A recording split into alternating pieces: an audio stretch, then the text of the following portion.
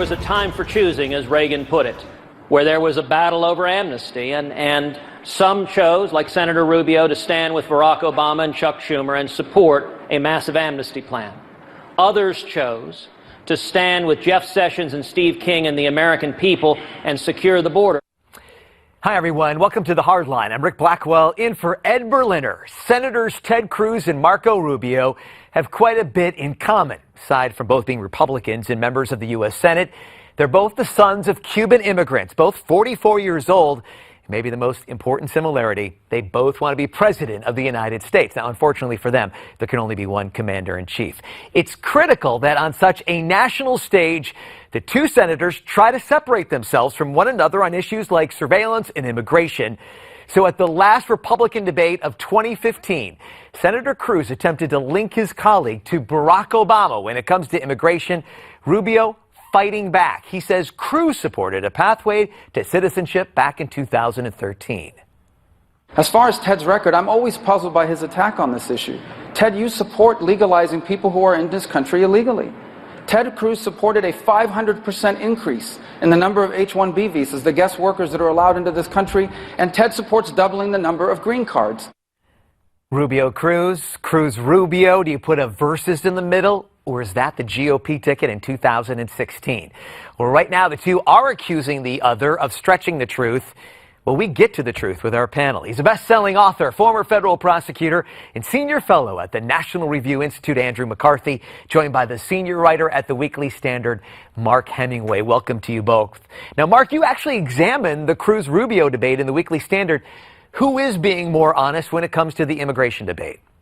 Well, actually, when I went through this, and there's a lot of parsing to be made here, I didn't come down definitively on one side necessarily about who's being more honest. What we have is sort of like conflicting views of what has happened being presented here. On one hand, Rubio is trying to pretend that in 2013 there was no distinction between the two men at all in immigration. They were basically for the same exact things. On the other hand, Cruz is trying to pretend that he's not taking a more hardline stance than he did a couple of years ago on immigration. So you really just have conflicting ways of selling their various stances on immigration. Well, on Special Report with Bret Baier last night, Bret actually challenged Senator Cruz on whether he was flipping on his stance on immigration based on claims that Senator Cruz made in 2013 when he supported a measure that would have granted a pathway to legalization for illegal immigrants. Here's how Senator Cruz answered that question. What my amendment did is take citizenship off the table, but it doesn't mean it doesn't mean that I supported the other aspects of the bill, which was a terrible bill. And Brett, you've been around Washington long enough. You know how to defeat bad legislation, which is what that amendment did. Is it revealed the hypocrisy of Chuck Schumer and the Senate Democrats and the establishment Republicans who were supporting them because they all voted against it. Ted Cruz is obviously a very polished politician, but I got to say, Andrew, at times he kind of looked uncomfortable during that interview. He's got a lot of momentum right now. Is his position on immigration going to be a problem moving forward?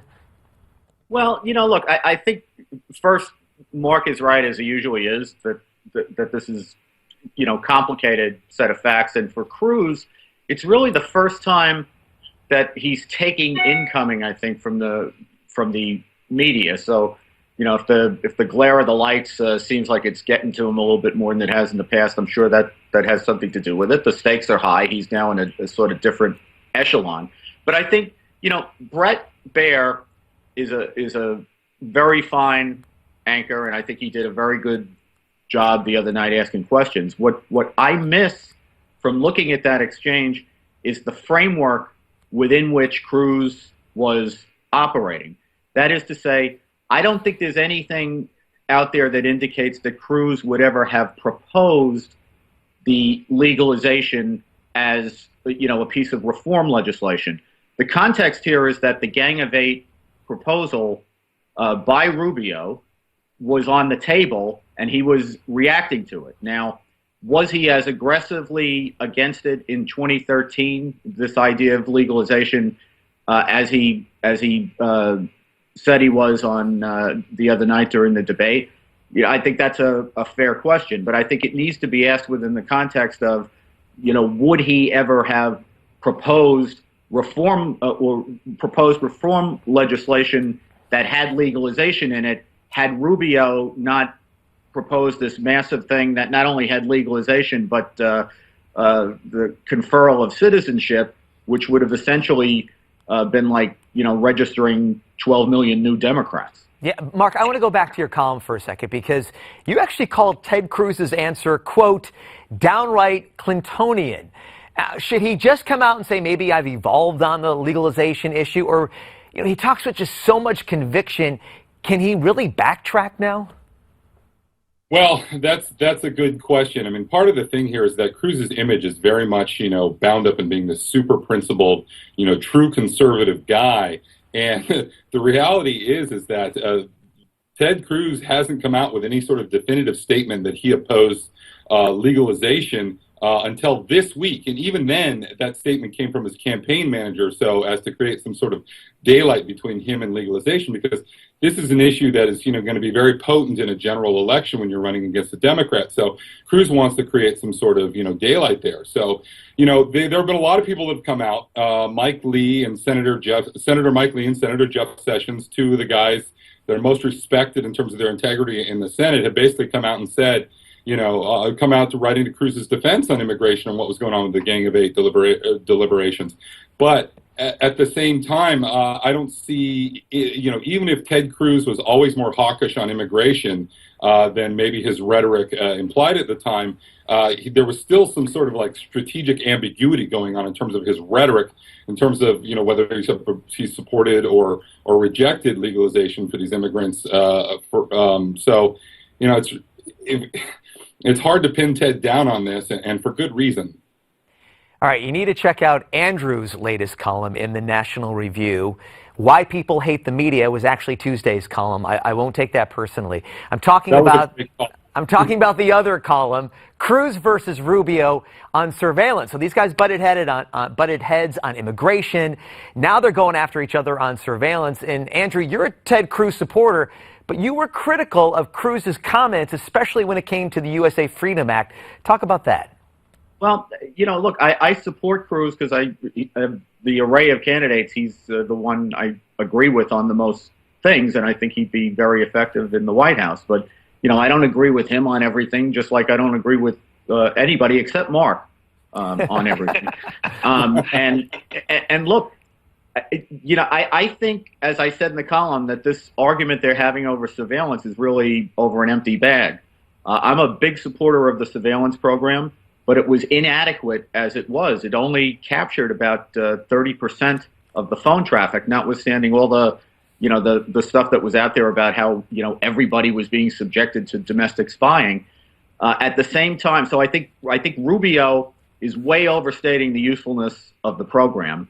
And the program couldn't have stopped like the San Bernardino attack, because that wasn't the point of the program anyway. It's about mapping cells. It's not about stopping attacks.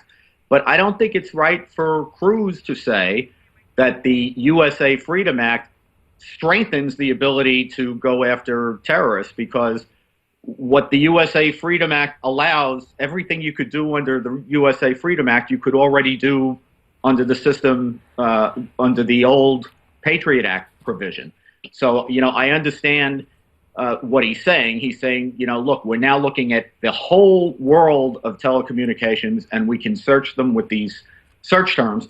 But you were able to do that before. The only difference is before you also had this data bank that was in the government's possession, and that to the extent that data bank was complete, it was much easier, faster, and more efficient for the government to look for information if some emergency came up or some terror indications came up that you needed to check out fast.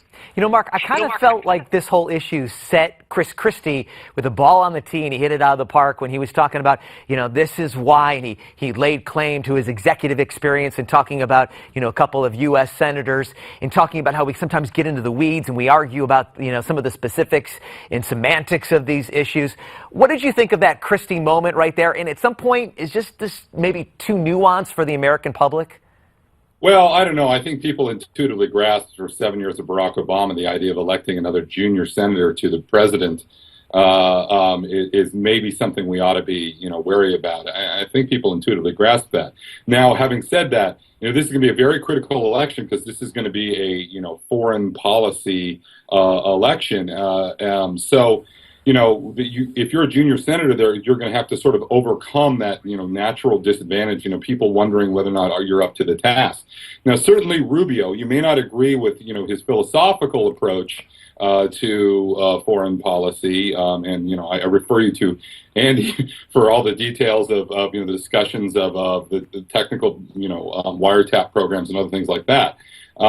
Rubio has tried to overcome that by being very much an expert and really immersing himself in knowing the details. Marco Rubio, certainly very knowledgeable on foreign affairs. And Mark, I got to go, but we really appreciate the discussions right there. Rubio versus Cruz, I'm sure it's going to go on through the rest of the campaign, and we're coming right back.